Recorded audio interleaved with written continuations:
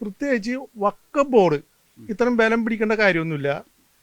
ഈ ഭൂമി ഇത്രയും ഈ സേട്ടുവിൻ്റെ കൈവശം എങ്ങനെ വന്നെന്ന് ഇവിടെ എല്ലാവർക്കും അറിയാം. അയിലെന്തിരുന്നാൾ രാജാവ് പാട്ടത്തിന് കൊടുത്ത ഭൂമി ഇവരുടെ കയ്യിൽ എങ്ങനെ വന്നു? ഇവരാരും 10 പൈസ കൊടുത്ത് മേടിച്ച ഭൂമിയല്ല, ഞങ്ങൾ വില കൊടുത്ത് മേടിച്ച ഭൂമിയാണ്. ഈ 89-90 കാലഘട്ടത്തിൽ അവർ പറഞ്ഞ പൈസ കൊടുത്ത് വാങ്ങി 35 കൊല്ലം ഇവിടെ താമസിച്ച് സകല ക്രയോക്കത്തോടുകൂടി ഞങ്ങളിവിടെ ജീവിക്കുന്നു. ഇപ്പോൾ അത് കണ്ട് ഈ വികസനങ്ങളെല്ലാം കണ്ടു കഴിഞ്ഞപ്പോഴാണ് വഖഫ് ബോർഡ് ഇതിനകത്തോട്ട് കടന്നു വരികയും ഞങ്ങളുടെ റവന്യൂ അവകാശം കവർന്ന് എടുക്കുകയും ചെയ്തതിൻ്റെ പുറത്ത് ഞങ്ങൾ നടത്തിയ സമരത്തിൽ മുഖ്യമന്ത്രി ഈ ഒരു ഓൺലൈൻ മീറ്റിങ്ങിൽ രാമേന്ദ്രൻ സാറിനെ അഴക്കാമെന്ന് പറയുകയും രാമേന്ദ്ര സാർ ഇവിടെ വന്നിട്ട് ഇത് വഖഫ് ഭൂമി അല്ല എന്ന് പറയുകയും അങ്ങോട്ട് തന്നെ പ്രതിക്കൂട്ടിലാക്കി. ഹൈക്കോടതിയുടെ സിംഗിൾ ബെഞ്ചിൽ ബെച്ചി കുര്യൻ സാറിൻ്റെ കോടതിയിൽ അത് ചോദ്യം ചെയ്തു. അവിടുന്ന് ഞങ്ങൾക്ക് നീതി കിട്ടിയില്ല. ഡിവിഷൻ ബെഞ്ച് ചെല്ലുകയും അവർ അടിവരയിട്ടുകൊണ്ട് ഇത് വഖഫ് ഭൂമി അല്ല എന്ന് ഉറപ്പിച്ച് പറയുകയും ആ വിധി നിലനിൽക്കുമ്പോഴാണ് ഈ പണി ഇവർ കാണിച്ചിരിക്കുന്നത്.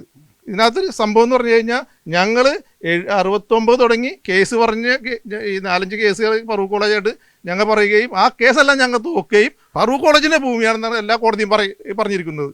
കൂടാണ്ട് 88 ഫറൂഖ് സബ് കോടതിയോട് ഫറൂഖ് കോളേജ് ഈ ഭൂമി വിൽക്കാൻ അനുവാദം ചോദിക്കുന്നുണ്ട്. കോടതിയുടെ അനുവാദത്തോടു കൂടിയാണ് ഫറൂഖ് കോളേജ് ഈ ഭൂമി ഞങ്ങൾക്ക് തന്നിരിക്കുന്നത്.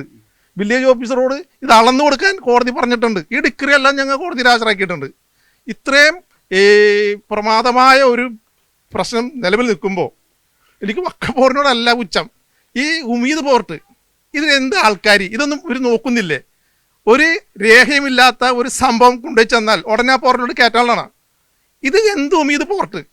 ഇതെല്ലാത്തിനും പറഞ്ഞു വിടണം, എല്ലാം രാജിവെച്ച് പോകണം. ഇത് ഇവിടെ നടക്കുന്ന വലിയ അഴിമതി, അന്യായ അഴിമതിക്കാണ് ഇവർ ഹോപ്പ് കൂട്ടിയത്. 400 ചില്ലാൻ ഏക്കർ ഭൂമി, ഇവിടെ 400 ചില്ലാൻ ഏക്കർ ഭൂമി അയിലെന്തിരുന്നാൾ രാജാവ് പാട്ടത്തിന് കൊടുത്ത 400 ചില്ലാൻ ഏക്കർ ഭൂമി അത് കടലെടുത്ത് പോയതിന് ശേഷം വെച്ച 114 ഏക്കർ ഭൂമി ഇവിടെ ഉള്ളു. ഈ 114 ഏക്കർ ഭൂമി വിറ്റു ഫറൂഖ് കോളേജ്. ആ പൈസ കൊണ്ട് ഫറൂഖിൽ അവർ സ്ഥലം മേടിച്ച് അവർ TTC കോളേജ് നടത്തി അവർ കാശുണ്ടാക്കുന്നു. ഞങ്ങൾ ഇവിടെ കിടന്ന് ദാരിദ്ര്യത്തിൽ കിടന്ന് ഞങ്ങൾ കഷ്ടപ്പെടുകയാണ്. 5 ദിവസം ഇവിടെ വെള്ളമില്ല. 5 ദിവസമായി ഇവിടെ വെള്ളമില്ല, കടൽ കയറിക്കൊണ്ടിരിക്കുന്നു.